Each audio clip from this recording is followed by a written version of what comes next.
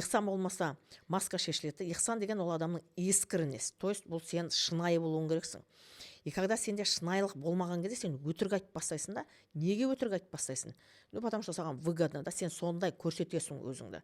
И сол кезде сенің пейілің уже дұрыс болмайды. Пейілің дұрыс болмаған кезінде сенің ниетің, артынша ниетіңді сен тексеруің керек. Сенде қандай ниет, сен не ниетпен оны шығарып отырсың Инстаграмға, сен қандай пейіліңмен сен оны айтып отырсың.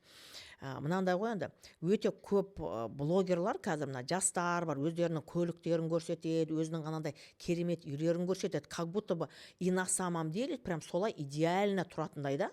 На самом деле ол жақта искренность жоқ. И содан кейін өздерін прям сондай бақытты болып көрсетеді. Біз ойлағандай емес, біз көргендей емес. Я? Ол ақшаны көрсетеді, пачка ақшаны да. И как будто бы соны тауып жатқандай. Бірақ на самом деле ол қарызда жүреді. Значит, бұл жақта не болып тұр? Ол искренне болып тұрған жоқ, ода ихсан жоқ. Да? Ол өтірік айтып тұр, өтірік ана ақшаны көрсетіп тұр. Өтірік ана салоннан алған машинаны кредитқа мен мынаны наличкаға алдым, или маған біреу подарить етті, мынаны көлікті сыйлады деп айтып тұр да. О бастағы өзінің ихсаны, то есть өзінің шынайылығы, оның уже дұрыс болмай тұр да, уже өтірік болып тұр. Енді сол өтірік болған кезде ары қарай пейіл деген да, бізде пейіл кең болу керек. Ол сонда қандай пейілмен айтып тұр? Пейіл де бұзылып тұр ғой. Енді оның артында ниет жатыр. Оның ниеті қандай болып тұр? Оның ниеті халықтан просто ақшаны алу. Бітті. Да? Сол кезде бәрібір ерте ма кеш пе қазір шығып жатыр ғой, неше түрлі. Акасы ол сондай екен, акасы оның мойнында қарыз бар екен. Жаңағы 10 машинаны ойнатып, ақша жинаудың амалы екен деп жатады. Неге? Өйткені о баста ол просто маска киіп шығады да. Мен халқыма 10 машинаны сыйлыққа берейін деп едім деп.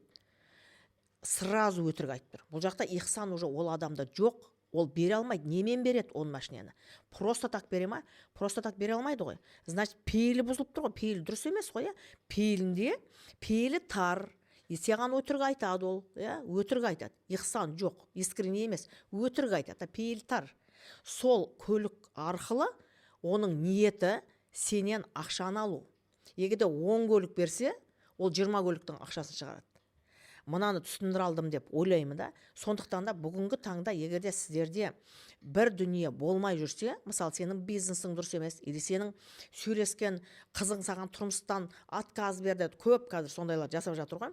Баяғы біздің заманымызда ондай болған емес. Алып қашып кетеді, бітті сен отырасың деген сөзді, или саған барады да құдалықпен алады деген. Ал қазір прям сондай предложение жасап, ол қыз отказ беріп, или оны хайп үшін жасай ма, әйтеуір сондай ғой.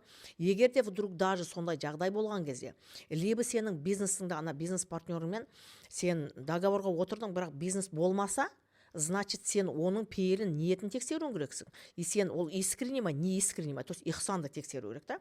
В конце концов, просто салдары болып келеді. Или сен күреп тұрып ақшаны таптың, кеттің, и бір моментте сен құлайсың. Значит, сен изначально сен искренне болған жоқсың. Изначально сен өзіңнің түкке тұрмайтын құнсыз біліміңді былай қып тұрып көрсеттің, соны прям саттың адамдарға да. Но оның ішінде құндылық жоқ. Сенің изначально сен искренне болған жоқсың. Оның бәрі өтірік әңгіме болды да. И в конце концов оның салдары сенің пейілің дұрыс болмады, сенің ниетің дұрыс болмады да. И бәрібір в конце концов оның все равно арты уже шығып қалады да. Бәрібір сенің ерте ма кеш па маскаң шешіледі. Ол қандай жыл шешіледі? 7-ші жеке, 8-ші, 9-ші жеке жылдарда сен бәрібір сол карманы отрабатывать етесің. Сен ешқайға қашып құтыла алмайсың. Міне, поэтому бұл жақта не болған күнде сенде ақша жоқ па? Просто сен айт, жоқ менде ақша. Мен мына сата алмай отыр едім. Сондықтан да мен арзан бағамен беріп жатырмын деп айтты. Ихсан болмағандықтан, адамдардың пейілдері тар болғандықтан, ниеттері бұзылады. В конце концов бәрібір адам разрушениеге кетеді ғой. Бәрібір в конце концов адам күйрейді. Өте көп қой қазір адамдар келіп жатқан. Менмін дегендер міне келеді да. Мен кезінде тапқан керек емес. Сен қазір кімсің? Қазір сен не істеп жүрсің? Бетің сенің ашық па? Сен прямо адамның көзіне қарай аласың ба? Шынайы, я? Шынайылығың бар ма сенің? Сен алдаған жоқсың ба? Или сен дастарханда отырып, чтобы өзіңе авторитет жинау үшін, ана жұлдыздардың қасына жүріп, не үшін жүрсің да? Авторитет жинау үшін. Или солай ма? Не үшін сен бардың ояқта?